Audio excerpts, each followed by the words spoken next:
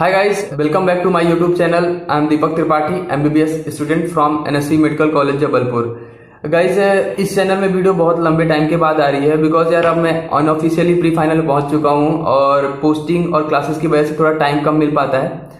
But क्या बोलते हैं, जब भी मुझे टाइम मिलता है तो मैं वीडियो लाने की कोशिश करता हूं। तो यार जो ये वीडियो है इसमें आप बात करने वाले हैं कि यार कैसे मैंने अपने न्यू टीजी के टाइम पे लास्ट 12 डेज में कैसे इफिशिएंट 2 बार रिवीजन किया था, जिससे मेरे को क्या बोलते हैं जब मैं एग्जाम देने गया था तो मुझे रिकॉल करने में चीजें बहुत ज्यादा मदद मिली थी।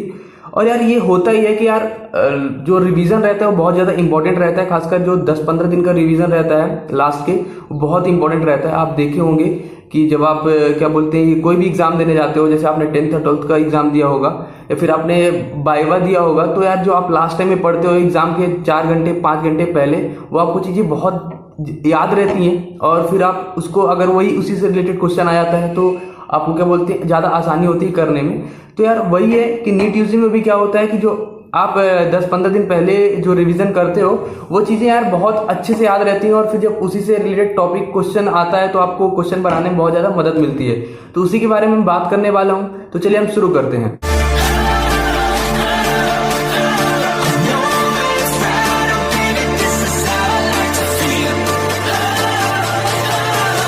तो देखो यार मैं क्या किया था कि मैंने 12 डेज का एक टाइम पीरियड लिया था एग्जाम के पहले का। जैसे अब आपका एग्जाम क्या है कि 12 सितंबर को है, तो आप क्या करो कि 28 अगस्त से लेकर 10 सितंबर तक का टाइम पीरियड ले लो। उसको क्या करो कि 10+2 डेज में डिवाइड कर लो। 10 डेज का एक रिवीजन रखो और एक लास्ट 2 डेज का रिवीजन रखो, जो कि एक बूस्टअप की तरह होगा आपका। तो इस वीडियो में मैं 10 डेज के बारे में बात करने वाला हूँ और नेक्स्ट वीडियो जो पार्ट 2 होगा उसमें अब मैं 2 डेज वाले रिवीजन के बारे में बात करूंगा। तो देखो यार सबसे पहले रिवीजन चालू या फिर आज जो भी आप कर रहे हो, तो उसको सबसे पहले क्या करो कि आपका प्लान ये रहना चाहिए कि आप, कुछ ऐसे लोग होते हैं जो लेट नाइट तक पढ़ते हैं और कुछ ऐसे होते हैं जो सुबह उठ के पढ़ते हैं।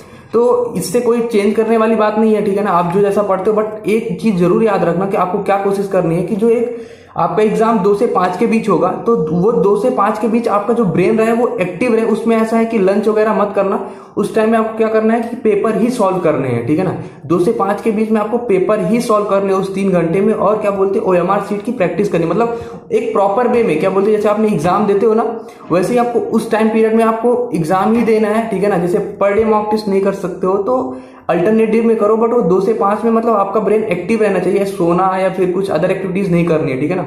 अस्तर का कहने का मतलब है कि आप पढ़ते ही रहो उस टाइम पीरियड में, ठीक है।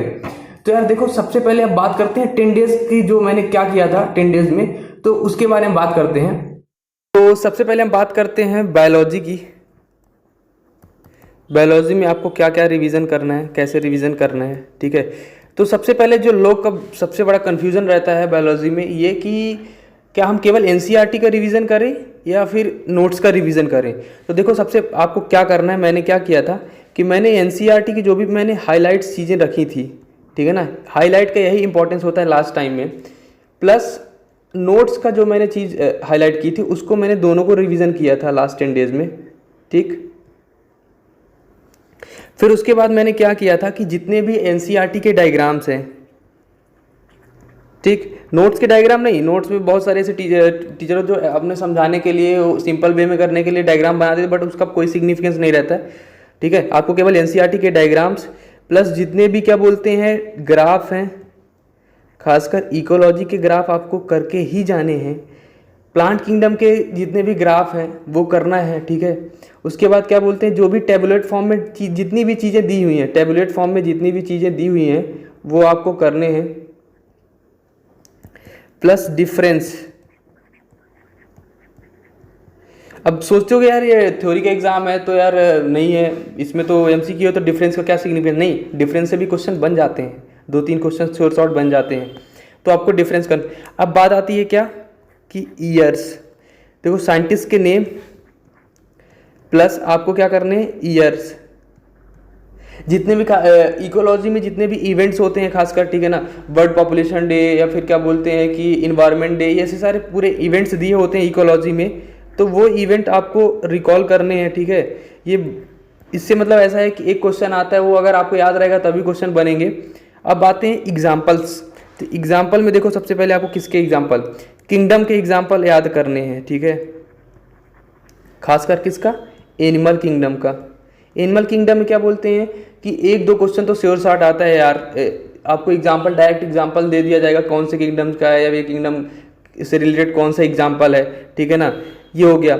इकोलॉजी में खासकर कौन सा है, बायोडाइवर्सिटी कंजर्वेशन का, ठीक है ना, उसमें एग्जाम्पल रहते हैं कौन से इंडेंजर्ड स्पीस है, ठीक है ना, ये सब कुछ है।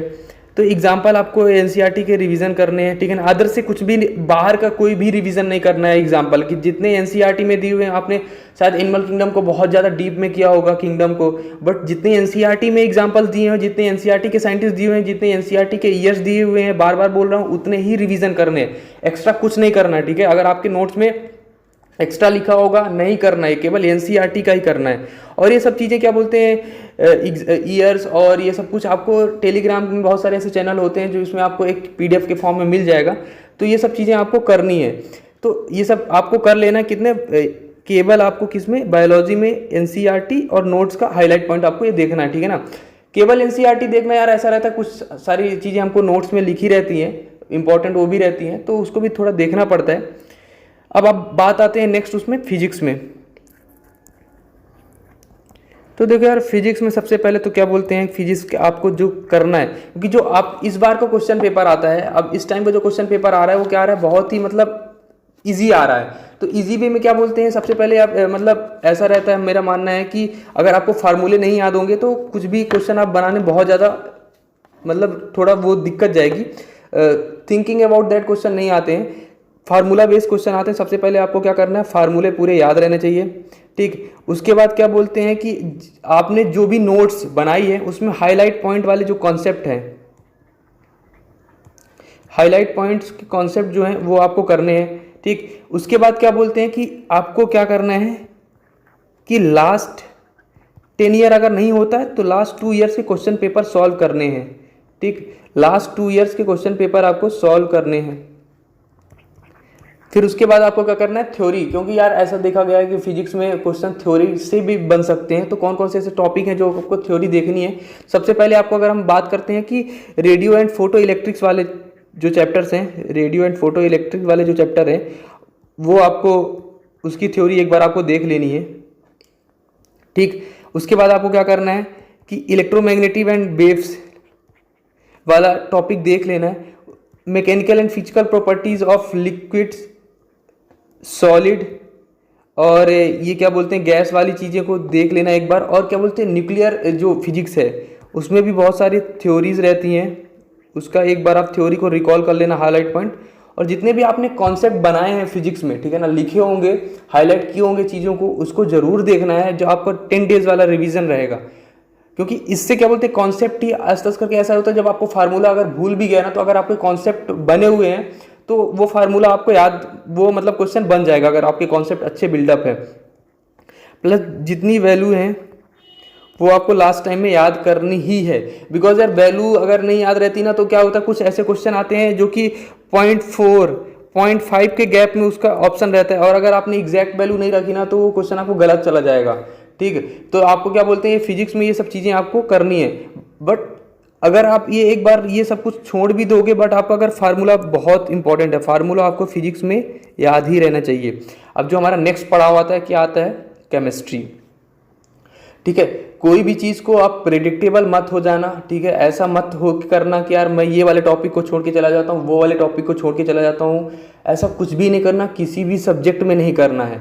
हमारे टाइम मतलब देखो यार, ऐसा था अभी 3-4 साल पहले ऐसा होता था कि पेपर का जो लेवल रहता था वो बहुत ज़्यादा थोड़ा मतलब ईजी नहीं रहता था, एक लेवल रहता था नीट का।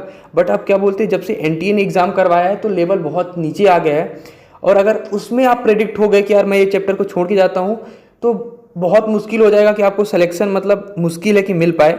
इसलिए हर चीज़ कर जानी, हर टॉपिक को करना है, ठीक है।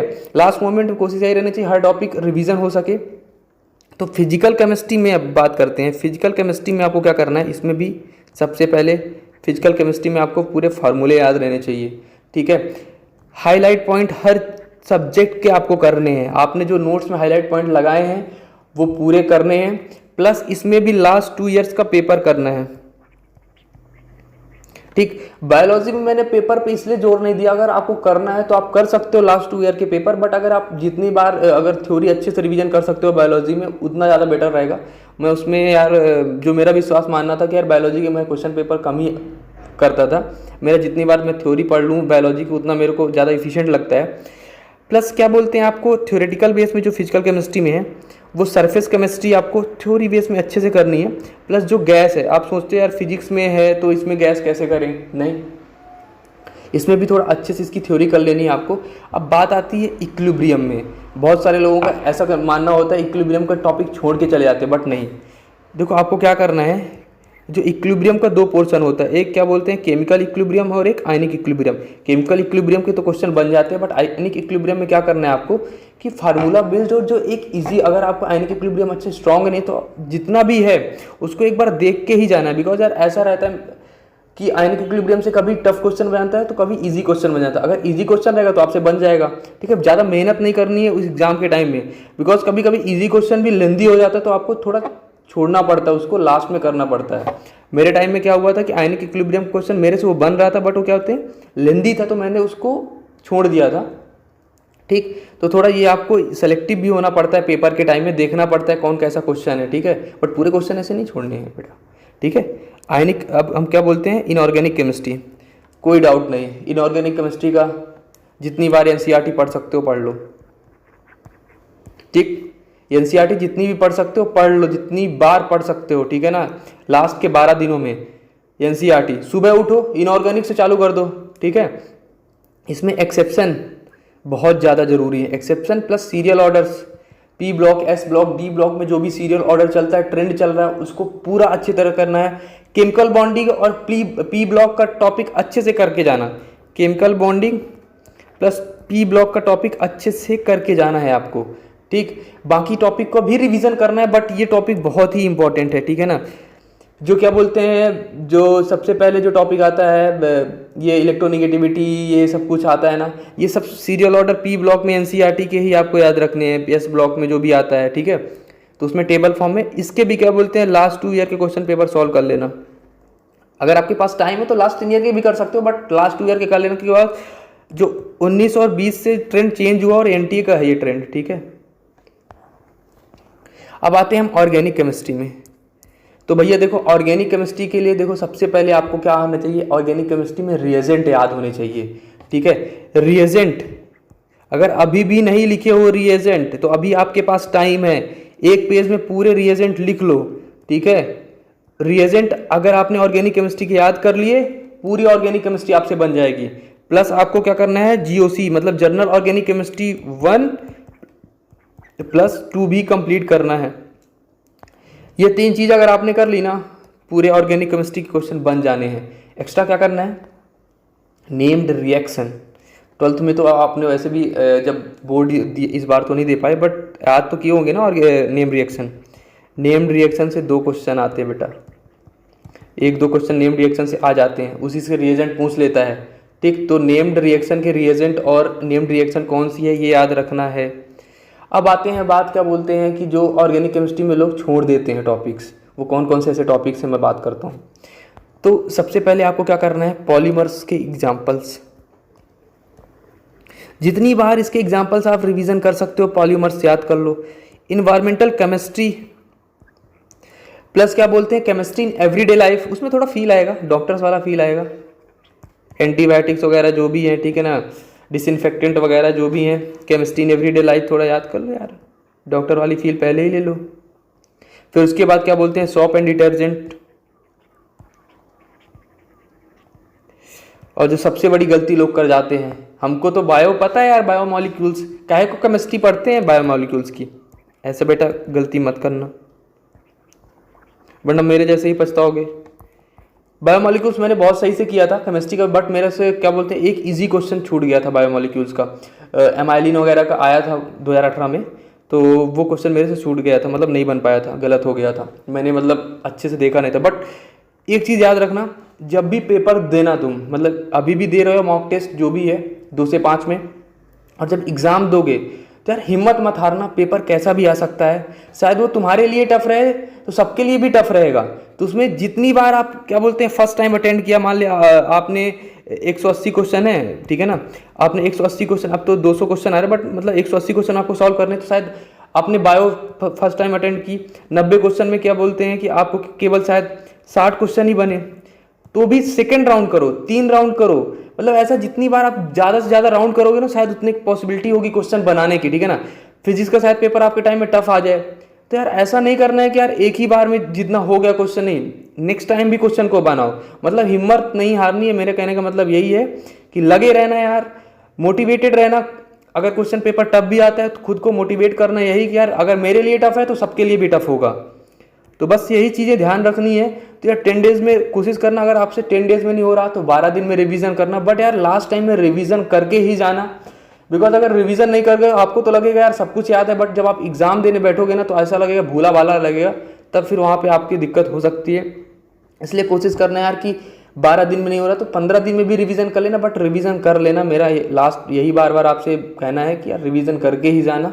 प्रोडक्टिविटी और इफिशिएंट और एक्यूरेसी सब कुछ मेंटेन रखना।